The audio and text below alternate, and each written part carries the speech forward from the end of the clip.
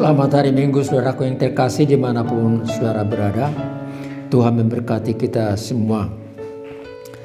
Bagi Dialah, bagi Tuhanlah pujian dan hormat dan kemuliaan sampai selama-lamanya. Mari kita sambut firman Tuhan yang diperuntukkan untuk hari ini, Minggu tanggal 8 Oktober tahun 2023. Tertulis dalam kitab Nabi Yesaya pasal yang kelima, dimulai dari ayat yang pertama hingga yang ketujuh. Saya bacakan untuk kita semua. Ayat yang pertama, aku hendak menyanyikan nyanyian tentang kekasihku, nyanyian kekasihku tentang kebun anggurnya. Kekasihku itu mempunyai kebun anggur di lereng bukit yang subur. Ayat 2, ia mencangkulnya dan membuang batu-batunya dan menanaminya dengan pokok anggur pilihan. Ia mendirikan sebuah menara jaga di tengah-tengahnya dan menggali lubang tempat memeras anggur. Lalu dinantinya supaya kebun itu menghasilkan buah anggur yang baik, tetapi yang dihasilkannya ialah buah anggur yang asam. Ayat 3, maka sekarang hai penduduk Yerusalem dan orang Yehuda, adililah antara aku dan kedua kebun anggurku itu. 4, apakah lagi yang harus diperbuat untuk kebun anggurku itu yang belum kuperbuat kepadanya? Aku menanti supaya dihasilkannya buah anggur yang baik. Mengapa yang dihasilkannya buah anggur yang asam? Ayat 5, maka sekarang aku mau memberitahukan kepadamu apa yang hendak kulakukan kepada kebun anggurku itu. Aku akan menebang pagar durinya sehingga kebun anggur itu dimakan habis, dan melanda temboknya sehingga kebun itu diinjak-injak. Ayat 6, aku akan membuatnya ditumbuhi semak-semak, tidak dirantingi dan tidak disiangi, sehingga tumbuh putri malu dan rumput. Aku akan memerintahkan awan-awan supaya jangan diturunkannya hujan ke atasnya. Ayat 7, sebab kebun anggur Tuhan semesta alam ialah kaum Israel, dan orang Yehuda ialah tanam-tanaman kegemarannya. Dinantinya keadilan, tetapi hanya ada kelaliman. Dinantinya kebenaran, tetapi hanya ada keonaran. Sampai di situ firman Tuhan yang terkasih saudaraku. Kebun anggur dengan pemiliknya menggambarkan hubungan Allah dengan umatnya Israel. Kebun dipagari agar hewan jangan masuk merusak tanaman. Kebun dibersihkan dari batu dan rumput liar. Benih buah anggur yang baik dan manis ditanam. Menara pengawas didirikan. Tempat memeras anggur disiapkan. Panen anggur tiba, tetapi hasilnya mengecewakan. Anggur yang asam yang mengecewakan pemiliknya.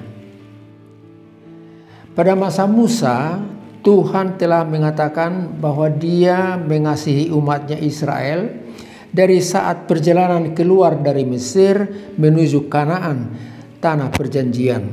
Seperti burung raja wali melindungi anaknya, demikian Israel dituntun, dilindungi dari ancaman perang, diberi manna dan daging, air minum, tiang awan pada siang hari, menaungi umatnya dari panas terik, dan tiang api pada malam hari menerangi jalan umat tersebut. Allah menyampaikan cinta kasih-Nya kepada umat melalui Musa. Dikatakan, jika kamu sungguh-sungguh mendengar firman-Ku dan berpegang pada perjanjian-Ku, maka kamu akan menjadi harta kesayangan-Ku di antara bangsa-bangsa. Sampaikanlah itu kepada umat-Ku, bangsa Israel. Dan apa jawab orang Israel? Dan seluruh bangsa itu menjawab, segala yang difirmankan Tuhan akan kami lakukan. Demikian gambaran hubungan Allah dengan bangsanya Israel, dikasihi, dilindungi, diberi hukum Taurat, dinasehati melalui nabi, dilindungi dari perang oleh bangsa lain. Tetapi dalam perjalanan berikutnya tidak selamanya menuruti apa yang dikatakan. Diharapkan berbuah baik dan manis, ternyata perilaku jahat yang nampak dan mengecewakan. Dinantinya keadilan, tetapi hanya ada kelaliman. Dinantinya kebenaran, tetapi hanya ada keonaran. Allah marah dan kecewa. Kebun anggur mengecewakan, pagarnya dirobohkan, binatang liar menghancurkan, ilalang tumbuh, pohon anggur dibiarkan, tidak dirantingi dan tidak disiangi. Awan diperintahkan supaya jangan turun hujan dan kebun anggur itu rusak. Sejarah kehidupan berjalan. Tahun 587 pasukan Babel menghancurkan Yerusalem dan Yehuda, dan kemudian tahun-tahun berikutnya 10.000 orang Israel Juda ditawan ke Babel menjadi budak, dan bait Allah dirusak. Saudara yang terkasih, apa yang kita pelajari dari kejadian itu? Yang pertama, kebun anggur itu bukan hanya Israel, tetapi gereja, kita, umatnya, bangsanya adalah kebun anggur Tuhan, milik Tuhan. Kita dipanggil untuk bekerja, memelihara gerejanya, dan semua pekerja menerima upah yang sama, baik yang datang duluan atau yang belakangan.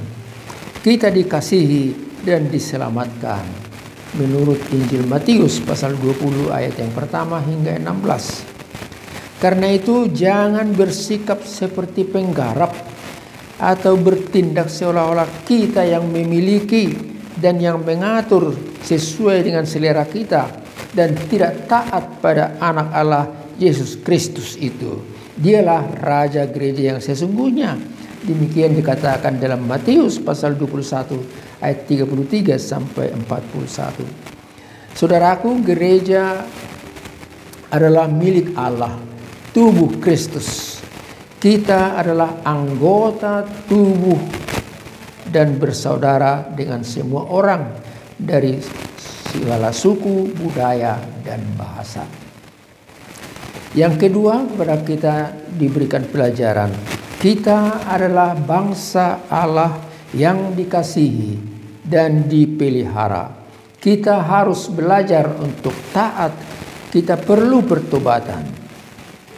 Menurut Paulus yang ketemu Tuhan dalam hidupnya, dia berkata, Tuhan, apakah yang kehendakmu yang harus kami lakukan? Dan terjadilah perubahan sikap. Yang dulunya membenci, sekarang mengasihi. Yang awalnya mencaci maki, sekarang membela dan mengampuni. Bertobat itu artinya memulai hidup baru, datang kepada Tuhan, belajar dari firman Tuhan, dan mau berbuat sesuatu untuk kebahagiaan orang lain. Berikutnya dipesankan pesan ketiga, tunjukkanlah buah yang baru, yang manis dan menyenangkan hati Tuhan.